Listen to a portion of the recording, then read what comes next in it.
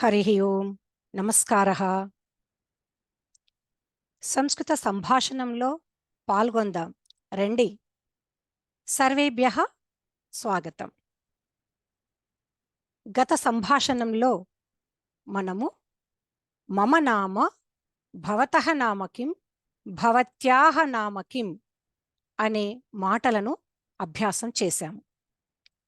మరి మనం మాట్లాడాలి అంటే ఇంకా మాటలు కావాలి కదా, వాటిని పదాలు అని అంటాం. సంస్కృత భాషలోనే కాదు, ఏ భాషలోనైనా సాధారణంగా పదాలు 3 లింగాలలో ఉంటాయి. సంస్కృత భాషలో కూడా పదాలు 3 లింగాలుగా విభజింపబడి ఉన్నాయి. పుంలింగం, స్త్రీలింగం, నపుంసకలింగం అని. అయితే సంస్కృత భాషలో లింగ నిర్ణయము విశేషంగానే ఉంటుంది. అదేమిటో మనము అభ్యాసం చేస్తూ తెలుసుకుందాం. అయితే పదాలు మనము నేర్చుకునేటప్పుడు ఒక క్రమం అనేది పెట్టుకున్నట్టయితే వేగంగా ముందుకెళ్ళగలం. లేకపోతే ఇటు నుంచి అటు, అటు నుంచి ఇటు ఆలోచిస్తూ ఉంటాము. కాబట్టి మనము ముందుగా పుంలింగంలోని పదాలు ఎలా ఉంటాయో తెలుసుకుందాం. అంతేకాకుండా వాటిని వ్యక్తుల పేర్లుగాను, వస్తువుల పేర్లుగాను తెలుసుకున్నామనుకోండి, అప్పుడు ఇంకా కొద్దిగా సులువవుతుంది. వ్యక్తుల పేర్లలో కూడా దేవీ దేవతల పేర్లు ముందుగాను, ఆ తర్వాత మామూలుగా సామాన్య జనము యొక్క పేర్లను, తర్వాత మనము ఇలా ఇంటిలోని వ్యక్తుల పేర్లు, దేవాలయములోని వ్యక్తుల పేర్లు, అలా మనము విద్యాలయములోని వ్యక్తుల పేర్లు అని అలా విభాగం చేసుకుంటూ చదువుకున్నట్టయితే మనకు త్వరగా పదాలు గుర్తుకు రావడము, అభ్యాసం చేయడానికి సులువుగాను ఉంటుంది. ఇప్పుడు మనము పుంలింగంలోని పదాలు ఎలా ఉంటాయి తెలుసుకుందాం. గణేశః, గణేశః.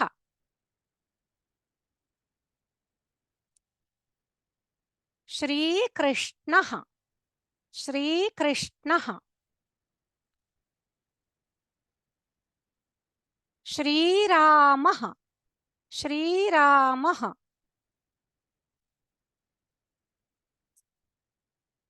శివః, శివః. వెంకటేశ్వరః, వెంకటేశ్వరః. వెంకటేశ్వరః అనకూడదు. సంస్కృతంలో హ్రస్వాలు లేవు. ఏ, ఓ అనే అక్షరాలు లేవు. తెలుగులో ఉన్నవవి. కాబట్టి సంస్కృతంలో వెంకటేశ్వరః అని చెప్పాలి.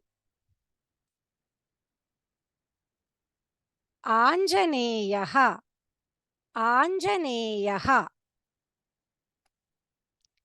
అలాగే దేశభక్తానాం నామాని ఏవం పశ్యామః. సుభాషః, సుభాషః. బుద్ధః, బుద్ధః. వివేకానందః, వివేకానందః. అంబేద్కరః, అంబేద్కరః. ఏవం ప్రసిద్ధ వ్యక్తుల పేర్లు, దేవతల పేర్లు మనము తెలుసుకున్నాం. అయితే వీటికి ప్రశ్నలు ఎలా అడగాలి చూడండి. మళ్ళీ ఒకసారి నేను చూపిస్తాను, ప్రశ్నను అడుగుతాను. చిత్రం చూసి మీరు పేరు చెప్పాలి. కః, ఉత్తమం, గణేశః. కః, వెంకటేశ్వరః, ఉత్తమం. కః, ఆంజనేయః, ఉత్తమం. కః, కః, శ్రీరామः ఉత్తమం.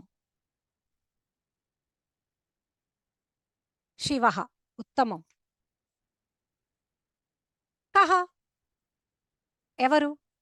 కః అంటే ఏకవచనం, ఎవడు అని అనాలి. కానీ మనము మర్యాదవాచకంలో ఒకరిని కూడా ఎవరు అనే అంటాం కదా. అందుకని కః అంటున్నాం. కః కృష్ణః ఉత్తమం. ఈ విధంగా మనకు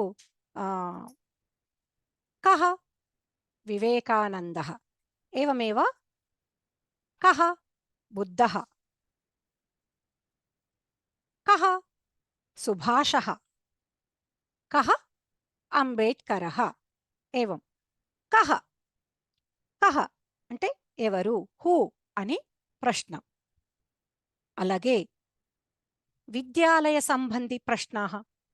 విద్యాలయములో మనకు కొన్ని పదాలు పరిచయం అవుతాయి కదా, విద్యాలయ సంబద్ధ పదాలు.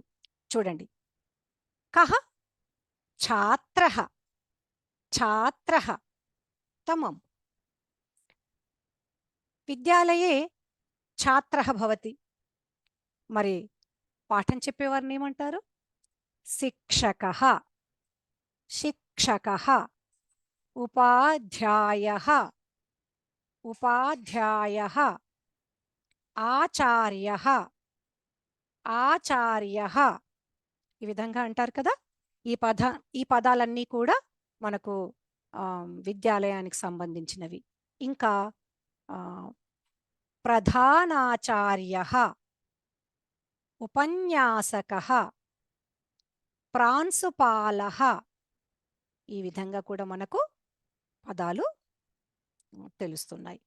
అదేవిధంగా ఇప్పుడు సామాన్య మన ఇంటికి సంబంధించినటువంటి విషయాలను చూసినట్టయితే, అత్ర పశ్యంతు. బాలః, బాలః. జనకః, జనకః. పుత్రః, పుత్రః. పుత్రః బాలః. జనకః పుత్రః, జనకః పుత్రః. అగ్రజః, శ్రీరామः అగ్రజः అంటే అన్న. లక్ష్మణः అనుజः అంటే తమ్ముడు. అగ్రజः అనుజः. సోదరः, సోదరः. ఈ విధంగా మనకు ఇంట్లో ఉన్నటువంటి పదాలు, ఇంట్లో మనము నిత్యము వాడుకునేటటువంటి వింటున్నటువంటి పదాలు. అంతేకాకుండా కవిః, అగ్నిః, రవిః, హరిః అని ఈ విధంగా కూడా మనకు పుంలింగ శబ్దాలు వింటూ ఉంటాము. అంతేకాకుండా గురుః, భానుః, శంభుః ఇలాంటివి కూడా మనము వింటూ ఉంటాం. ఇంకా చాలా ఉన్నాయి, కానీ కొన్ని కొన్ని మనము నేర్చుకుంటూ ఉండాలి, ఒకేసారి అన్నీ రావు. అయితే మీరు గమనించారా ఇప్పటి వరకు పుంలింగంలో ఉన్నటువంటి శబ్దాలు ఎలా ఉన్నాయి? ఎక్కువలో ఎక్కువగా రామః, కృష్ణః, శివః, ఆంజనేయః, ఇలా బుద్ధః, వివేకానందః, ఇలా అహ అహ అహ అహ అని ఉన్నాయి కదా. జనకః, పుత్రః, అగ్రజః, శిక్షకః, ఛాత్రః కదా, అహ అహ అని ఉన్నాయి. ఈ విధంగా ఎక్కువగా ఉంటాయి. అలాగే హరిః, మునిః, అగ్నిః, రవిః అని ఈ విధంగా కూడా మనకు ఈ ఇహి ఇహి అని అంటే చివరికి ఈ ఉండి విసర్గలతో ఉన్నటువంటివి ఉంటూ ఉంటాయి. అంతేకాకుండా గురుః, భానుః, శంభుః లాంటి ఉహు ఉహు, వాయుః ఇలా ఉహుతో కూడా ఉంటాయి. అలాగే రుకారాంత శబ్దాః, ఓకారాంత శబ్దాః అని ఈ విధంగా అజంత శబ్దాః, హలంత శబ్దాః అని ఉంటూ ఉంటాయి. అందులో కూడా సామాన్య శబ్దాః, విశేష శబ్దాః అని ఉంటూ ఉంటాయి. అవి మొదటి నుంచి మనము చక్కగా అభ్యాసం చేసినట్టయితే తర్వాతవి కష్టంగా అనిపించవు. కాబట్టి అభ్యాసం ఎక్కువగా చేయాలి మొదటి రోజుల్లో.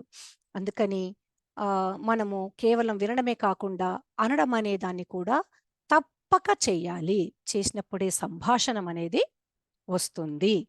ఆహ్, తర్వాత ఆహ్, వస్తువుల పేర్లను మనము మరొక సంభాషణంలో నేర్చుకుందాం. అంతవరకు ధన్యవాదः.